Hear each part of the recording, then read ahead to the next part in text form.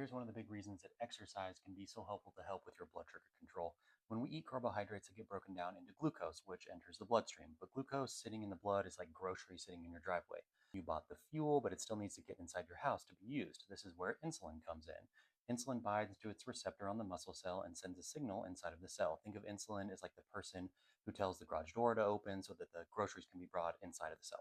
Signal causes transporters like GLUT4 to move from inside of the cell to the cell surface. GLUT4 is like the garage door. Once it reaches the cell surface, glucose can move from the bloodstream into the muscle cell.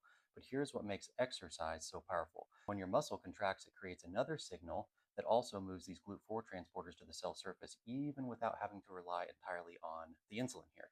So your working muscle is basically saying, I need fuel right now. Open more of these garage doors.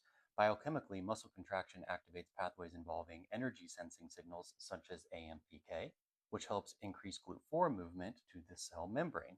Once glucose enters the muscle cell, it can go one of two places.